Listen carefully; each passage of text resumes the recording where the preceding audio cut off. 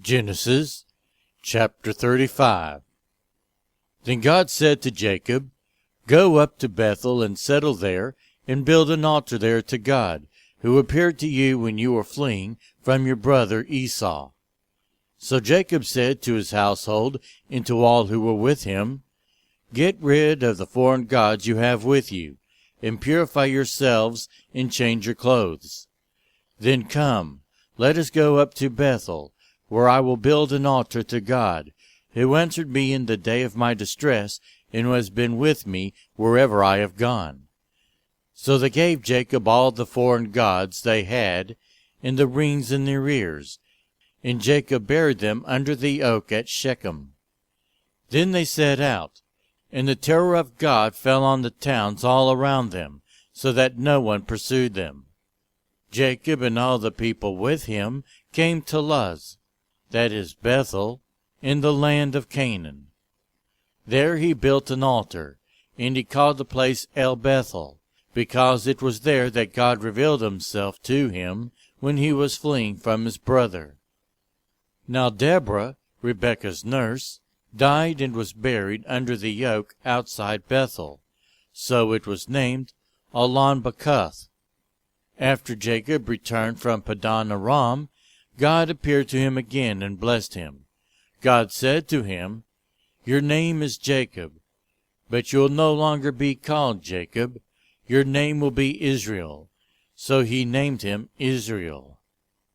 And God said to him, I am God Almighty. Be fruitful and increase in number. A nation and a community of nations will come from you, and kings will be among your descendants.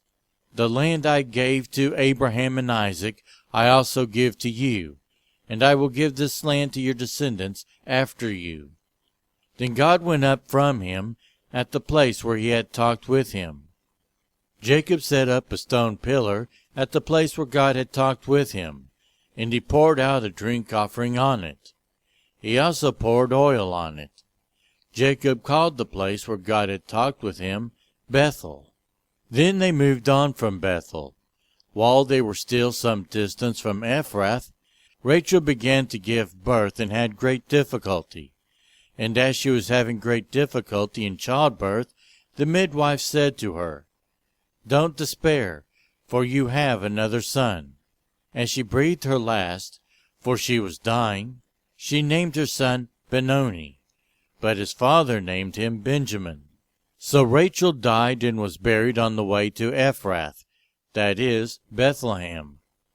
Over her tomb Jacob set up a pillar, and to this day that pillar marks Rachel's tomb. Israel moved on again and pitched his tent beyond Migdal-Adair. While Israel was living in that region, Reuben went in and slept with his father's concubine Bilhah, and Israel heard of it. Jacob had 12 sons. The sons of Leah: Reuben, the firstborn of Jacob, Simeon, Levi, Judah, Issachar, and Zebulun. The sons of Rachel: Joseph and Benjamin. The sons of Rachel's servant Bilhah: Dan and Naphtali.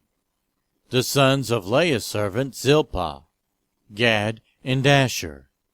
These were the sons of Jacob, who were born to him in Padan Aram. Jacob came home to his father Isaac in Mamre, near Kiriath Arba, that is, Hebron, where Abraham and Isaac had stayed. Isaac lived 180 years. Then he breathed his last and died, and was gathered to his people, old and full of years. And his sons Esau and Jacob buried him.